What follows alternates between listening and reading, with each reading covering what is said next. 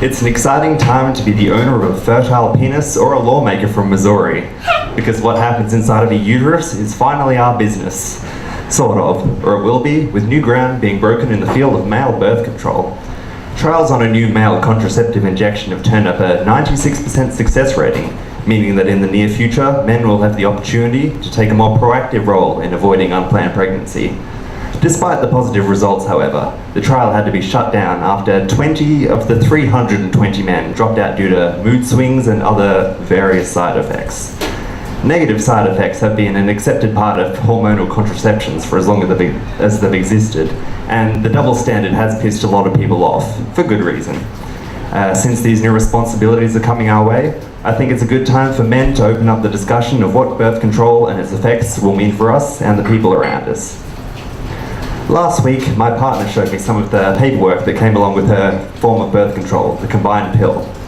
It's a good yardstick because, unlike the prostogen-only mini pill, the combined pill is a mix of progesterone and estrogen, making it comparable to the trial progesterone to testosterone.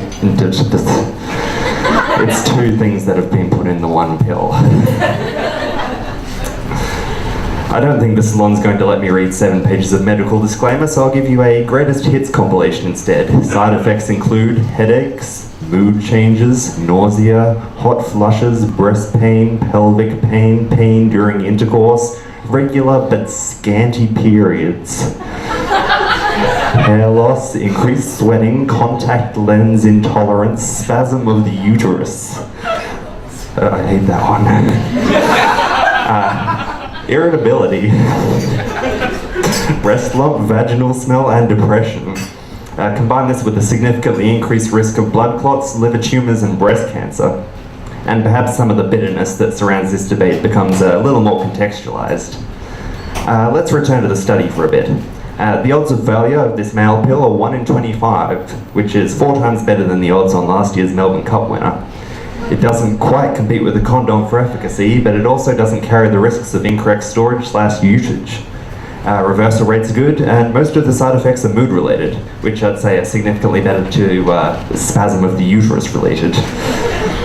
Male concerns are being met with a resounding suck it up. And why wouldn't they be? Well, 6 months ago, I was diagnosed as having a restrictive eating disorder. The recovery has been weird. You don't unlearn years of self-starvation, calorie counting, weight monitoring, obsessive behavior, and compulsive lying about your eating habits without it fighting back. And part of having a mental illness is knowing you're not always going to be the winner of that fight. For the 1 in 2 Australian men who struggle with a mental health problem at some point in their lives, hormone unbalancing medication comes with its own degree of risk. For someone in my position, a bad mood swing could mean a relapse and even hospitalisation. Of course, these circumstances are already a reality for mentally ill women. In fact, eating disorders primarily affect women, with the ratio sitting at about 1 to 2. In most cases, it is a comorbid disorder, which is to say that it exists alongside conditions like oppression, depression, substance abuse problems, or anxiety disorders. You could probably guess already, but adolescent females are the most at risk. Serotonin levels and hormonal fluctuations do play a role, but so do the messages our society sends and the machinations of a $460 billion global beauty industry growing at 2.5 times the size of the whole Australian economy.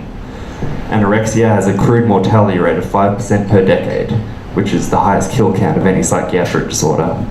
Leading causes of death are medical complications and suicide. It's an emotionally complex situation. I want to take on sexual responsibilities just the same as my partner does, but knowingly jeopardizing my mental stability is not a responsible action. It doesn't help to know that girls not even the age of consent are already being asked to jeopardize theirs, and this suck-it-up mentality that we're seeing just shows that we've accepted too high a cost for too long. Birth control has been proven to have a strong positive influence on the careers and lifestyles for women these past 50, 70 years, but we cannot continue to overlook the risks as if this is just how it has to be. Birth control is in the public eye like never before, and now is the time to broaden that discussion. Yes, it's complete horseshit that it's only become a real issue now that men are involved. It's an opportunity though, an opportunity to ask for safer birth control and better education around birth control. Reversible vasectomies are in the works, as are other kinds of non-hormonal contraceptives, but the pharmaceutical companies are keeping their purse strings tight. They believe that there is no demand, and we as consumers need to tell them otherwise.